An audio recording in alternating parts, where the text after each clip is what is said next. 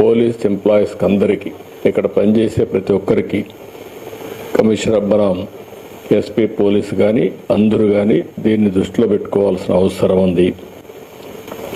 అయితే ఇంకొక పక్కన ఇక్కడ ఈ పోలీస్ స్టేషన్ ఒక మోడల్గా చేసుకొని ఈ ప్రాంతంలో ఎక్కడ ఎవడు తప్పు చేసినా ఇమ్మీడియట్గా కానీ పట్టుకోగలిగిన పరిస్థితికి వస్తే చాలా ఒక ఇమేజ్ పెరిగే పరిస్థితి వస్తుంది. పోలీసులు ఒకటే గుర్తుపెట్టుకోవాలని చాలా స్పష్టంగా చెప్పాను. నేను ఎప్పుడు ముఖ్యమంత్రి అయినా పోలీసులు ఎప్పుడు లా అండ్ ఆర్డర్ ఎప్పుడు సమస్యలు ఉండవు. ఇప్పుడే కాదు, నేను ఇంత మునుపు కూడా చూశాను. అటు ఇటు కొంతమంది కుప్పిగంతులు వేయాలనుకున్నా ఎవడ ఆటలు సాగవు. ఎప్పుడైనా సరే లా అండ్ ఆర్డర్ పర్ఫెక్ట్గా మెయింటైన్ చేయడం ఈ ప్రభుత్వ విధానం. దాంట్లో ఏమాత్రం రాజకీయంగా పెంపొందించాలంటే ఇక్కడికి వచ్చినప్పుడు ఒక సెక్యూరిటీ ఒక సేఫ్టీ. మేము ఏమి ఆలోచించకుండా ఫ్రీగా తిరగగలుగుతాం. ఇక్కడ ఎలాంటి అవకతవకలు జరగవు. ఇక్కడ ఏది కూడా ఒక పద్ధతి ప్రకారం జరుగుతుంది అనే పరిస్థితి ఉండాల్సిన అవసరం ఉంది. అది ఉండాలంటే మీలో కూడా ఎప్పటికప్పుడు ఆ మార్పు, లేకపోతే నవేడేస్ మనకందరికి కూడా ఒక మాటలో చెప్పాలంటే కొన్ని మంచి పనులు కూడా చేశారు. దానికి ఒకసారి మిమ్మల్ని అభినందించాలి. యువత భవిష్యత్తును నాశనం చేస్తున్న మారక ద్రవ్యాల్ని, మహిళలపై జరుగుతున్న నేరాలు, రోడ్డు ప్రమాదాల నివారణకై ప్రత్యేకమైన దృష్టి పెట్టారు. 762 కిలోల గంజాయిని స్వాధీనం చేసుకుని స్మగ్లర్స్ యొక్క సప్లై చైన్ అరికట్టారు. 179 మందిని అరెస్ట్ చేశారు. స్మగ్లర్స్ పై ఎన్డీపీఎస్ చట్టంతో పాటు పీడీ యాక్ట్ కూడా పెట్టి జైలు పంపించారు. This is the biggest break through. మనస్ఫూర్తిగా అభినందనలు. గంజాయి విక్రేతల్ని రవాణా చేసే వారిపైన కూడా 296 మంది పైన ఏదైతే సస్పెక్ట్ షీట్ తెరిచి వారిపై నిఘా కూడా పెట్టారు. ఎర్ర చందనం స్మగ్లర్స్ అరికట్టడానికి బాగా గట్టిగా పనిచేస్తున్నారు. జిల్లా వ్యాప్తంగా గ్రామాల్లో 786 డ్రగ్స్ అబ్యూస్ ప్రివెన్షన్ కమిటీ ఏర్పాటు చేసి మోడల్ కూడా అవేర్నెస్ తీసుకొస్తున్నారు. దీన్ని కూడా మనస్ఫూర్తిగా మనం ఇటీవల ఒక మంచి కార్యక్రమం తీసుకున్నాం. No helmet no petrol. బాగా పాజిటివ్ మంచి ఇంపాక్ట్ వస్తుంది. నేను ఒకటే మీ అందరూ కోరుతున్నాను. చాలా సమస్యలు చూశా. ఒకప్పుడు తీవ్రవాద సమస్య, ఏ సమస్య అయినా అది సమాజం ఆమోదించినటువంటి కార్యక్రమం ఎవరేం చేసినా, యాక్టివ్ సోషల్ మీడియా చేసినా అది సస్టైన్ జరుగుతుంది. ఆ రోజుల్లో నేను చాలా గట్టిగా బయటకేసాను.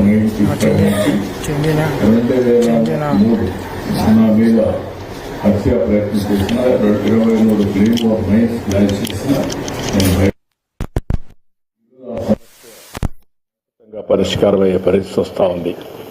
అంటే మనం గుర్తుపెట్టుకోవాల్సింది ఏదైనా సరే సమాజ హితం కోసం కాకుండా, రాజ్యాంగ పరంగా కాకుండా చట్ట వ్యతిరేక కార్యక్రమాలు ఏవి కూడా సస్టైన్ కావు.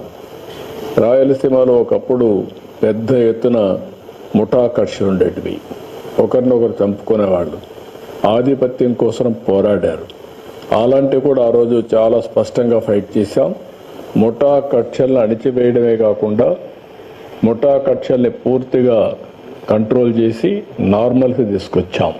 ఆ విషయం కూడా మనందరం గుర్తుపెట్టుకోవాల్సిన అవసరం. ఆ సందర్భంలో మా పార్టీ వాళ్ళు, తెలుగుదేశం పార్టీ లీడర్స్ అయినా వాళ్ళను కూడా అరెస్ట్ చేశాను. ఎందుకంటే కఠినంగా వ్యవహరిస్తే తప్ప ఇది సాధ్యం కాదని. అదే సమయంలో 3వ సంవత్సరం మీరు ఒకసారి చూస్తే కమ్యూనల్ వైలెన్స్ వచ్చి హైదరాబాద్లో 6 నెలలు కర్ఫ్యూలు పెట్టి రాష్ట్రం మొత్తం అనేక ప్రాంతాల్లో మత విద్వేషాలు రెచ్చగొడతా ఉంటే దాన్ని కూడా కంట్రోల్ చేశాం. అయితే ఈరోజు ఇంకొక పక్కన మీరు చూస్తే రౌడీయిజం నేను ఒక మాటే చెప్పాను. ఎవరైనా సరే రౌడీగా ఉండాలనుకుంటే మాత్రం ఈ రాష్ట్రంలో మీకు ప్లేస్ లేదు. అవసరమైతే రాష్ట్ర బహిష్కరణ చేశాం. కొంతమందిని గట్టిగా కఠినంగా యాక్ట్ చేశాం. దాంతో రౌడీలు అనే వాళ్ళు కూడా ఎక్కడా లేకుండా పోయే పరిస్థితులు. ఒకప్పుడైతే గల్లీకి ఒక రౌడీ, వీధికి ఒక రౌడీ కూడా తయారై పెద్ద ఎత్తున సెటిల్మెంట్ వీళ్ళే, భూ కబ్జాలు వీళ్ళే, ఊర్లో పెత్తనం వీళ్ళే, వీళ్ళ ఇష్ట ప్రకారం చేస్తే అవన్నీ కంట్రోల్ చేశాం. కానీ 1924 లా అండ్ ఆర్డర్ విచ్చలవిడిగా భ్రష్టు పట్టించారు. ఇంకొక పక్కన అనేక సమస్యలు వచ్చాయి. తిరుమల తిరుపతి దేవస్థానం అపవిత్రం చేసే పరిస్థితికి వచ్చారు. భక్తుల మనోభావాలు దెబ్బతినే పరిస్థితికి వచ్చాయి. ఇంకొక పక్క ఒకప్పుడు తిరుపతిలో నేను చూశాను. నేను ఒకప్పుడే తిరుపతిలో కూడా లా అండ్ ఆర్డర్ లేకపోతే పోరాడాం. చిత్తూరు జిల్లాలో లా అండ్ ఆర్డర్ లేకపోతే గట్టిగా ఫైట్ చేసి మళ్ళా లా అండ్ ఆర్డర్ రెస్టోర్ చేసే పరిస్థితికి వచ్చాం.